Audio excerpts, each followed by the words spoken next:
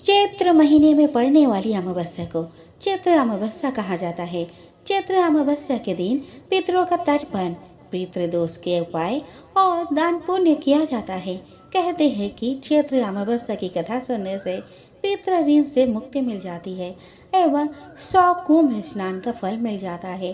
चैत्र अमावस्या हिंदू धर्म में विशेष स्थान रखती है। आइए अब जानते हैं चैत्र अमावस्या का महत्व के बारे में। धार्मिक मान्यताओं के अनुसार चैत्र अमावस्या के दिन व्रत रखने से चंद्रदेव की कृपा प्राप्त होती है। इस दिन चंद्रदेव की पूजा अर्चना करने से सौभाग्यशाली जीवन प्राप्त होता है तथा खुशहाली प्राप्त होती है। पितृ संबंधित कार्य करने से पितरों का आशीर्वाद भी प्राप्त होता है तथा मानसिक शांति भी मिलती है। इसलिए चैत्र अमावस्या का हिंदू धर्म में बहुत महत्व है। इसी दिन शिव पार्वती का आशीर्वाद प्राप्त करने के लिए शिव पार्वती की पूजा अर्चना भी की जाती है। चलिए अब सुनते हैं चैत्र अमावस्या की व्रत कथा। एक नगरी में एक राजा रहता था। उसकी प्रजा तथा उसका परिवार बहुत ही खुशहाल जीवन व्यतीत कर रहा था। राजा की पत्नी बहुत ही धार्मिक विचारों वाली थी और अपनी प्रजा को देखकर बहुत खुश थी। राजा के महल के सामने एक साहूकार का हवेली था। रानी तथा साहूकार की पत्नी सहेलियों के साथ एक दूसरे से बातें कर रहे थे। एक दिन साहूकार की हवेली से साहूकार की पत्नी की रोने की आवाज आई। रोने की आवाज सुनकर रानी ने राजा से इसका कारण पूछा तो राजा ने बताया कि साहूकार के पुत्र की मृत्यु हो गई है, जिस वजह से साहूकार की पत्नी दुखी है और दुख के कारण वो रो रही है। इस बात को सुनने के बाद रानी ने कहा कि आखिर दुख क्या है और वह क्यों रो रही है। यह बात सुनने के बाद राजा को समझ नहीं आ रहा था कि वह रानी को किस तरह समझाए कि दुख क्या होता है। राजा ने रानी को कहा कि जिस दिन तुम्हारे पुत्र की मृत्यु होगी उस दिन तुम्हें पता चल जाएगा कि दुख क्या होता है। राजा ने कहा कि तुम अपने पुत्र को मार दो, तभी तुम्हें दुख के बारे में पता चलेगा। यह बात सुनने के बाद रानी ने अपने पुत्र को महल से नीचे गिरा दिया। भगवान की कृपा से रानी का पुत्र किसी ढेर पर गिर गया और उसे कुछ नहीं हुआ। पुत्र को देखने के बाद रानी ने फिर से वही प्रश्न राजा से पूछा। तब राजा ने कहा कि पड़ोसी राज्य से युद्ध हो रहा है, मैं उस युद्ध में अकेला जाऊंगा और जब मेरी मृत्यु की खबर तुम तक आएगी तब तुम्हें एहसास होगा कि दुख क्या होता है। राजा युद्ध के लिए चल गया, परंतु भगवान की कृपा से वह जीत गया।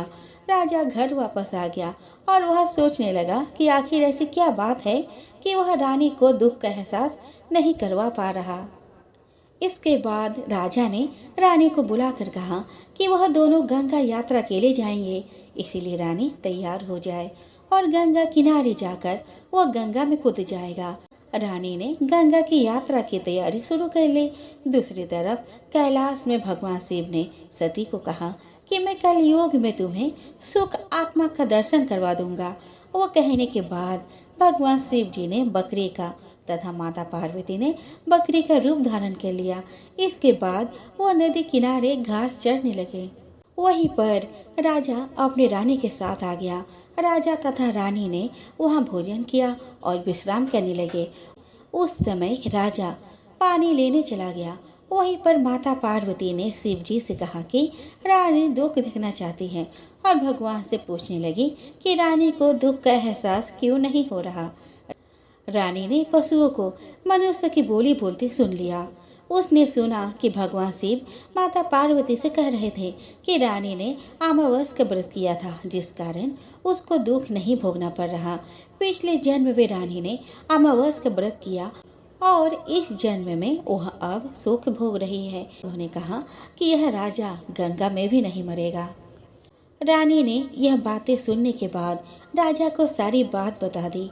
इसके बाद राजा रानी महल में वापस आ गए। राजा ने अपनी प्रजा को भी अमावस्या का व्रत करने की आज्ञा दी और कहा कि जो भी मनुष्य इस व्रत को करेगा उन्हें हमेशा सुख समृद्धि हासिल होगी। आइए अब जान लेते हैं चैत्र अमावस्या की पूजा विधि के बारे में। चैत्र अमावस्या के दिन पितरों की आत्मा की शांति के लिए सुबह जल्दी उठकर स्नान किया जाता है। स्नान करने के बाद व्रत का संकल्प करते हुए सूर्य देव को अर्घ्य दिया जाता है। अर्घ्य देते समय सूर्य देव के मंत्रों का जाप भी किया जाता है। यह करने के पीछे मान्यता यह है कि इस तरह करने से पितरों को प्रसन्नता प्राप्त होती है और सभी प्रकार के पापों से मुक्ति मिल जाती है। चैत्र अमावस्या के दिन पीपल के पेड़ की पूजा की जाती है, क्योंकि यह मान्यता है कि पीपल के पेड़ में देवी देवताओं का वास होता है तथा पीपल लगाना शुभ कार्यों में गिना जाता है। महिलाएं पीपल के पेड़ में दूध, जल, फूल और चंदन से पूजा करती है। इसके बाद पीपल के पेड़ में 108 बार धागा लपेटकर अपने पति और संतान की लंबी आयु की इच्छा करते हुए पेड़ की परिक्रमा करती है। चैत्र अमावस्या के दिन पीपल के पेड़ के साथ साथ तुलसी जी का भी पूजा की जाती है। इस दिन शिवलिंग की पूजा की जाती है और पूजा में पवित्र और धुले हुए वस्त्र पहने जाते हैं। शिवलिंग पर जल अभिषेक किया जाता है और पूरी श्रद्धा से महादेव जी की पूजा की जाती है। पूजा करने के बाद उनकी आरती उतारी जाती है। चैत्र अमावस्या के दिन भूखे लोगों को भोजन कराया जाता है तथा गरीब लोगों को दान पुण्य किया जाता है। इस दिन सुहागन महिलाएं अपने पति की लंबी आयु के लिए व्रत रखती है। आइए अब जान लेते हैं कि चैत्र अमावस्या के दिन किन किन बातों का ध्यान रखें। जैसे कि इस दिन कुछ कार्य करने से शुभ फल की प्राप्ति होती है, उसी तरह कुछ कार्य ऐसे भी हैं जिन्हें इस दिन वर्जित किया गया है और यदि कोई ऐसे अशुभ तथा वर्जित कार्य करता है तो उसको शुभ फल की प्राप्ति नहीं होती है। इन वर्जित कार्यों का वर्णन निम्नलिखित प्रकार है।